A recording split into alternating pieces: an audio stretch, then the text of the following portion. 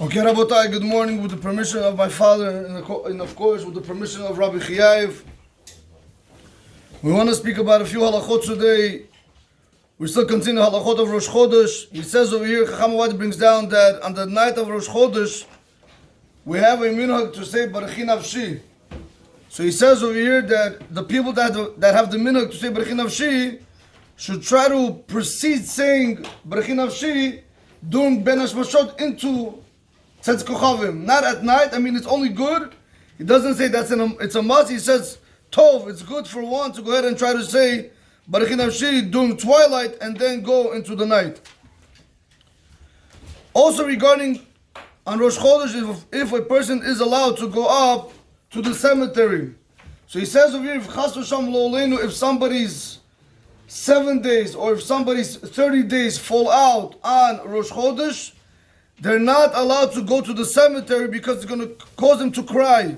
And on Rosh Chodesh, a person has to be very happy. So that's why they should try to push the visiting of the cemetery after Rosh Chodesh. Last halakha for today, Bezrat Hashem B'li Neder, he says over here, what about taking a haircut on Rosh Chodesh? So he brings down over here, he says that there's a taba'at of Rav Yehuda HaChassid, that there was a will of Rav Yehuda HaChassid that he brings down that not everybody should be taking haircuts, meaning that there are some opinions that say one is allowed to take a haircut, and some opinions learn one should not take a haircut on Rosh Chodesh. He says over here, those people that do want to do it, they should try to go ahead and consult the rabbi, see what your minhag is. Because not everybody agrees with the will of Rav Yehuda HaChassid regarding not taking haircuts on Rosh Chodesh. So therefore, I do not know the minhag of how the Bukharian custom is, if they're allowed to take haircuts on Rosh Chodesh or not. But you should always ask your local rabbi and he will tell you if yes, then you are allowed to take a haircut on Rosh Chodesh. If no, if the minhag is not so, then you are not allowed to take a haircut on Rosh Chodesh. Rabotai, really quick, we're going to continue in the Sefer Olam HaMidot. We're still going to continue with Olam HaSimcha, about being happy. Yesterday we spoke about what does it mean for a person to be able to serve Hashem in happiness. If do it Hashem b'simcha, ba'u lefanav birnana. Today he wants to explain what is simcha do, Rabotai, and chas v'shalom the other way around. When a person is upset, what does that do? Mida da simcha atuma me'od. The character trait of being happy is very great. David HaMelech Amar HaKadosh Baruch Hu, David HaMelech said to Hashem, Batzar harachti li, you freed me from my distress, you saved me from my distress. V'shamati meharav Shmuel Yaakov Sofer Shlita, and he says, I heard from Rav Shmuel Yaakov Sofer Shlita, the Faresh, to explain what does this pasuk really mean. Rabotai, what does it mean, Batzar harachti li? Shekesha sharui b'tza'ar, when a person chas v'shalom, when he's in pain, hu tzar meod, Rabotai, his whole world is narrow. He's going to explain what does that mean.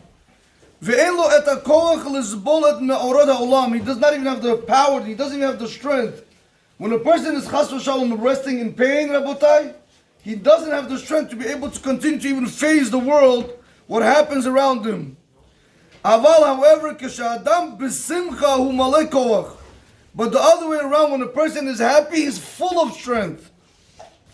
V'yesh lo harchavat hadat l'itgaber al nisiniyot u'lekabbalah me'ahava. Rabotai basically has the widening of the brain, meaning he has peace of mind, he has the strength to be able to overcome any test, and he's able to accept it with love. K'sha'adam nimtza be'atzavut, gam ha'dvarim ha'ktanim nechshavim le'gedolim. Rabotai, when a person is in pain, even the smallest things that can bother him as if they're the biggest things. If you ever pay attention, if something doesn't go right, correct in business, or something didn't go through, or something happens, even the smallest word somebody's going to tell you can take you off. Or you come home, the smallest thing in the house, not in this place, is going to upset you.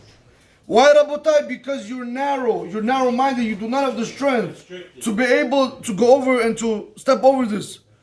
However, the other way around, kishadamu b'simcha, but when a person is happy, afila devarim hagidolim nechshavim leketanim, Rabotai, but when a person is very happy, even the big things, chas v'shalom, that are not good, he's going to look at it as small and he's not going to pay attention to it. But Rabotai, what does all this come from? from one midah only, Rabotai. It comes from because we are not grateful and we're not appreciative of what we have. Right? Somebody sent me the other time on our text message group. Right? Somebody sent me that there was a whole clip. I don't know. It was a non-Jew. He asked two people if you're gonna, right? When you wake up in the morning, etc. He said to him that if I give you $1 million, if you want, I'll give you $10 million. You're gonna be happy. What happens if I give you $10 million and you're not gonna wake up the next morning? Oh no, we don't want that. Yes, Nisim John, thank you so much. You were the one who sent it. Rabotai. So he asked them, so why don't we look at it every single day that when we're able to wake up in the morning that we're millionaires or billionaires? Rabotai, it's not him, it's a clear chazal.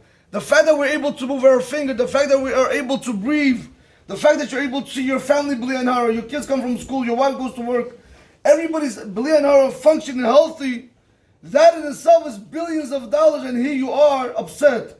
Why are you upset? Because you're not able to recognize that everything that Hashem does for us, how good Hashem is. That's what Rabotai, a person has to be grateful. You're able to wake up in the morning. What's the first words you have to say, Reuben John? Modani. Why are you saying? To who are you saying thank you? You start with the words of thank you, Hashem. It's not something that they came up today with thank you, Hashem. No. It's everything is in our Torah, Rabotai. That's why this is the beginning, Rabotai, of being happy. When you're able to learn one word, you're able to learn one halakha, you're able to put on tefillin, you're able to say a bracha. If you're able to do it and say thank you that you gave me the privilege, Baruch Hashem, it's me. Rabotai, how many millions of Jews are out there in the world? Do you guys know? How many of us even know what Shema is? I listen sometimes in Israel that a lot of times they teach the boys, they don't even teach them Shema Yisrael. Millions and millions of children do not even know what means Shema Yisrael because in the yeshivas themselves, not yeshivas, whatever, in the public schools, whatever they call those, in the left wing, whatever, I don't know what do you call them in Israel? Chilonim. The Chilonim, they don't even allow the children to know what Torah is, Rabotai. That's how much they want to push them away from Hashem. But the one Hashem is going to bring everybody back one day. Amen. But we have to see over here, Rabotai, you have the opportunity to be able to walk into a shul with legs. How many people, Chas v'Shalom, come by wheelchair, Rabotai? How many people cannot walk? So that's why when it comes to being simcha, you have to have hakar datov, you have to be appreciative. That's what he says, when a person is happy, even the big things are going to be small. Why? Because they're not important, Rabotai. Life is important. All the other things are not important. Arguments, fighting, bickering. You didn't take me to the vacation. You didn't buy me my rolls. You didn't give me my roll. All this shtuyot, Rabotai, you ain't going to take it with you. What are you fighting about? Furthermore, Rabotai, kish'adam atzuv. Right, you guys want real shalom bayis? Kish'adam atzuv hu shaku bi'idinei atzmo ve'olo motar me'od. When a person is sad, he's so sunk into his own matters, and his world is very narrow. That's why, pay attention, when he comes home from work, he had a messed up day at work. So who does he take out his anger on? What? The wife, the children, what did they do to you? And then you have problems. Why don't you come home walking in, smiling, even if it was a bad day? But my goodness, who are you coming back to? You come back to your wife, your children, billions of dollars is priceless, Rabotai. That's why when people walk into the house, you know, there's one time a rabbi, when I used to work with my father, so I used to have very, very hectic schedule. I used to, I would have 50 minutes, literally to be home 20 minutes before I would have to go to class because I used to work in the city, in Manhattan. So there was a rabbi, he gave an advice on how to have real shalom bayit. Because what makes a man happy? What makes a man happy? Food. Good, very good. Food, man. Food. Money won't make you happy as much as food. Attention. Oh my God. Attention also. Rabotai, food, because when a person, that's what they say, if the wife wants something, let her first feed the husband, make sure he's taking care, and then ask him for $5,000, whatever she wants. Then she's going to get it, correct? Rabotai, over here, this one rabbi from Israel, he said something very beautiful. As I was driving, he said, whenever you come home, not every day does your wife get the opportunity to be able to prepare dinner for on time. Because she has to be clean the house, she has to run after the house, etc. So when you come home and the food is not ready, you'll get upset. So what did he suggest? As you're driving home, stop by a store. not that you're going to eat, you might eat later on. Stop by a store, get yourself a snack, so this is when you come home, you're not angry because food in a way makes people happy. Rabotai, a person has to be chacham. It does not mean that if something goes wrong in your life, you have to be able to take it out on other people. That's what he says when a person is sad, all he thinks about is himself and his own world is very narrow. However, when a person is happy, he's not sunk into himself. He worries and he looks at Rabotai and he's able to see the world around him. That's what when a person is besimcha. I understand. Rabotai, when a person is besimcha, that's over here, you're going to be able to look around you at your whole surrounding, Rabotai, with a good eye, and you're going to be able to help people around you. This is what we come down to, B'ezrat Hashem, for this Mussar of being besimcha.